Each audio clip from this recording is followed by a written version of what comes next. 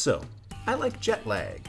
I grew up obsessed with The Amazing Race, and jet lag has constantly proven to be a fresh and exciting alternative to that classic series that, like many others, captures me with its excellently dynamic game design and electric editing. Additionally, I live in Canada. And while I will be the first to tell you that Canada would be one of the worst countries for a jet lag season, I like to challenge myself. When it comes to game design, I vastly prefer unconventional routes to solutions, especially since that's just more interesting to talk about and listen to, in my opinion. And for a good fun challenge when I'm on a bit of a jet lag hyperfixation, I'll give you my idea for how a Canadian jet lag season could work, just to get a short little video out before a bigger project. So, gonna do a quick rundown. First off, what is jet lag? To put it simply, 3 to 4 people play simple games like tag or capture the flag over the course of a large area.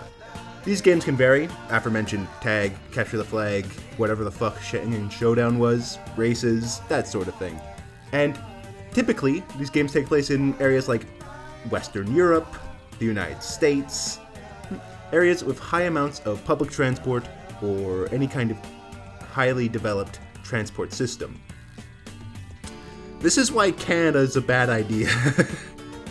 For those who don't know about Canada, I guess, this is a country with roughly only about 40 million people that is bigger than Europe. This is a country that really does not have incredible logistics in terms of public transport over large areas. So, what the fuck do I do? I went back and forth on a ton of ideas and decided to do something original because that's more interesting. I also, immediately, I think this just needs to be done. Several seasons of jet lag haven't taken place in the entire country or in the entire geographic region. And while I would love a season that takes place across all of Canada, I think both myself and most fans of jet lag prefer the smaller scale transport like cars and especially trains over airplanes, which tend to dominate certain seasons and would dominate a season following the entirety of Canada. So, I decided to cut it down to the easternmost 6 provinces, being Nova Scotia, Prince Edward Island, Newfoundland and Labrador, New Brunswick, Quebec, and Ontario.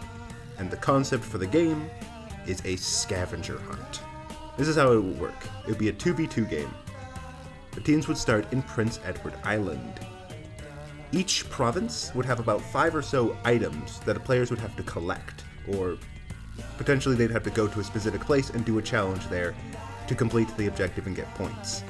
If there are 5 icons in each area, there are 30 total, and every time a threshold of 3 items would be breached, a different province would be unlocked.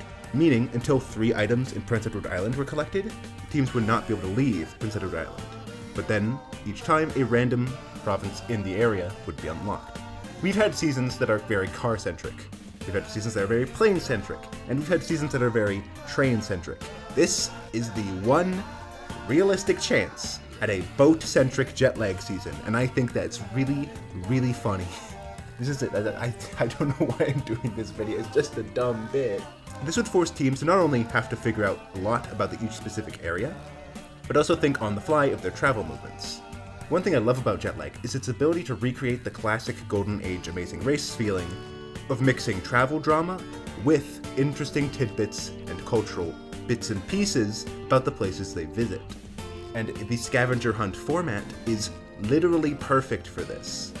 Forcing players to go to specific locations or do specific culturally relevant things is literally a golden goose for a show like this. Bonus ideas to keep the game a bit more interesting is that the 5th and final item in each area, whichever one is claimed last, would provide an extra point, potentially. So it adds a bit of strategy to the game that makes it more dynamic. For example, starting in Prince Edward Island, if once the 3rd item has been collected, let's say New Brunswick opens, it's very easy to get to New Brunswick from Prince Edward Island. I could see teams debating on whether to quickly go to New Brunswick to get a head start on its 5 items, or to stay in Prince Edward Island a little bit longer, as to try and secure extra points. And yeah, that's the video. That's the video. That's the idea. That's the concept. Most points wins. I guess this was just a fun video I wanted to do because I've been binging a little out of jet lag lately, and I really like it. Yippee! Thanks for watching, I guess. If you liked the video, stab me in the stomach. I don't know.